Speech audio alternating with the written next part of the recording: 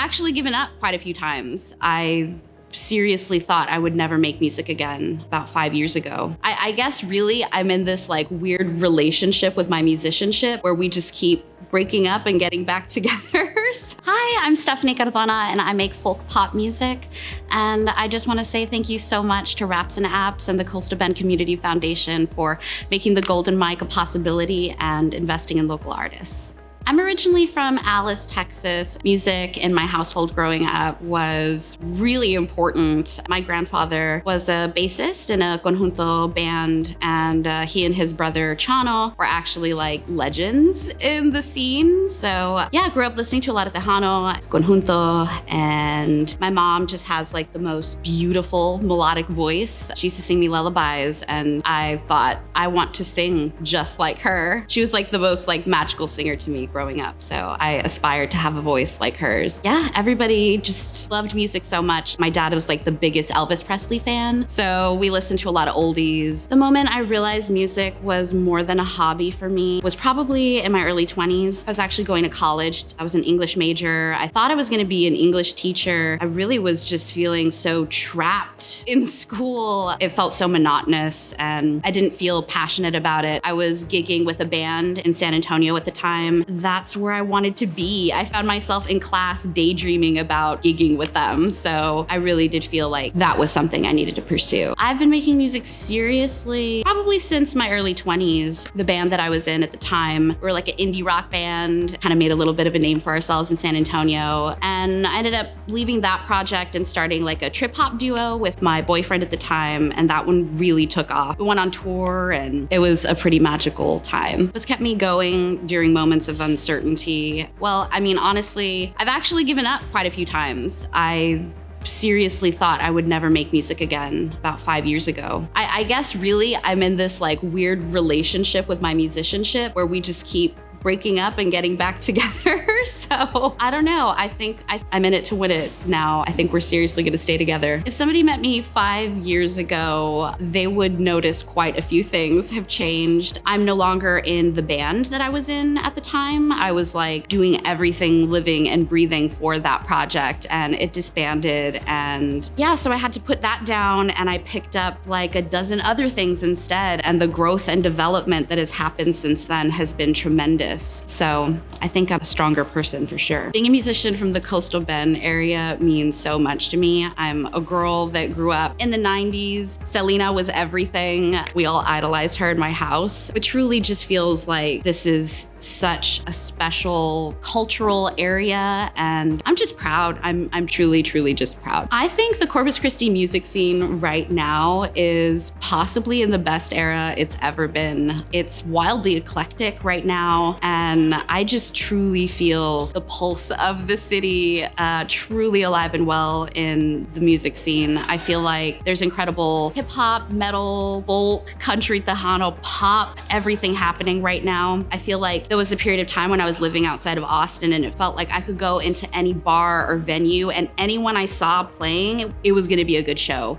I feel like we're finally at that point in Corpus. It's just a 10 out of 10 experience, like almost any show you just randomly happen upon. I think people outside of Corpus Christi might not realize that there is like a really unique level of camaraderie between the artists in this scene. I feel like we're all just like lifting each other up and just helping each other get shows, connect and network in a totally different way. I used to do this a lot in San Antonio and Austin, and I just feel like everybody's just way more approachable and humble and down to earth. Yeah, it's just so much easier to do those things here. The local musicians that I respect and draw inspiration from, my grandfather, Stephanie Cardona, he passed away in August of last year. Yeah, he made music, he wrote music. His whole life, he did it until the end. So that is incredibly inspiring to me. Also, so many of the artists right now, Lady Cat and Matman,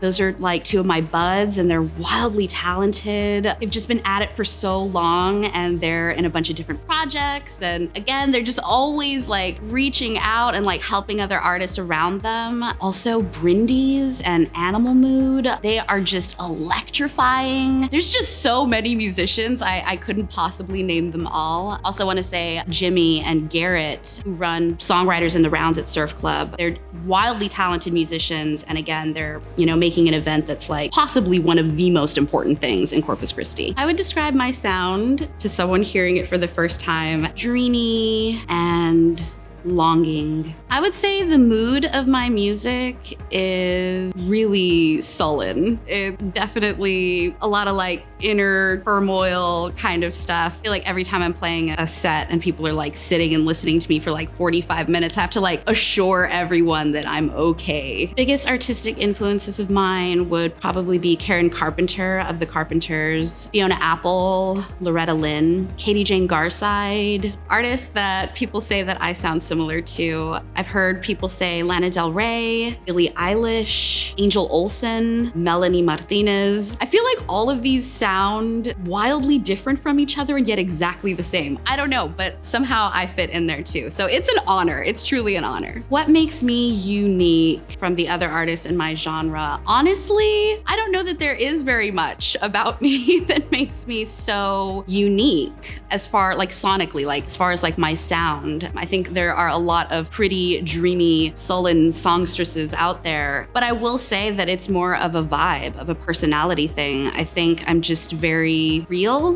What you see is what you get. I think my lyrics as well are very like matter of fact. You won't catch me putting on airs at any time. I would say my music is for lovesick weirdos. When somebody listens to my music, I hope they feel connected and that they know that they're not alone. I really hope that they feel inspired to make something on their own. The type of fan that connects deeply with my sound, I think everybody's just been sad at some point in their life. The fact that I just like speak about my feelings in the plainest way possible, I just think it's so relatable and it's for everyone. A time recently that someone said that my music impacted them in a meaningful way was I was playing at House of Rock. After I got off stage, a girl was talking about feeling really insecure about really harsh like beauty standards. She's an artist herself, kind of struck with like paralyzing fear getting on stage because of the way that we're told we should look. And she saw me up there smiling, singing my sad songs and just accepting myself. And I think because I accept myself, other people feel more comfortable around me. It really had an effect on her. I thought that was really, really special that my performance touched her in that way. Being selected into the Golden Mic means the world to me, honestly. It's really hard to work a day job, write the songs, perform everything. I don't have funds to get in the studio. The fact that this is happening is huge. In the long run, helps me so much because now I have a track that I can show people to book more shows. Really, gigging is like the number one thing for me. So being able to have something to show for it's really important. I am the most excited about the Golden Mic because I am just blown away that I was selected as one of the 15 alongside these stellar musicians that I love and respect. Some of these are my friends and some of these people are just like bands I've caught here and there, and like I really just can't believe we're all a part of this together. It's really good for my ego. Opportunities like this matter so much to artists in the Coastal Bend because, again, it's really challenging to pay for studio time and a music video production when you're barely surviving with your day job gigging and you have to pay rent and buy gear. It's a lot. This is like truly the best thing that could possibly happen to a lot of us. I would say to any musician that's considering applying next time, I say 1000% go for it. I mean, you won't regret applying, and if you get it, you will be so delighted. My favorite song I made is probably called Maybe. It's a ballad. It's sort of a song about fantasizing about an entire love story with a person that like you haven't even spoken to. Between the studio and the stage, I 1000% prefer the stage. I am not a studio girly at all. Between morning creative and late night creative, I would say I'm definitely a late night creative. Although I'm more of a morning person, for some reason all of the ideas come to me at night and I like literally like jolt out of bed, like reach out like my phone, like jot it down in the notes app and like force myself back to sleep. My dream collaboration would probably be with Damon Albarn. Gorillaz and Blur. I just think he writes the most beautiful vocal melodies, and I feel like as far as tone goes, our voices would really complement each other, and I mean, who doesn't want to be featured on a Gorillaz track? One word that describes my sound: troubled. Word that describes me as an artist: real. When people hear my name a year from now, I hope that they think that they can make music too, that they can pick up a guitar or sit at the piano or just pick up a piece of paper and a pen and just start writing. Whatever it is that you feel is inside of you and you want it to be heard, just make it. When people first discover my music, I would like them to remember the only way out is through. Whatever it is you're going through, I know that, and we're connected in that.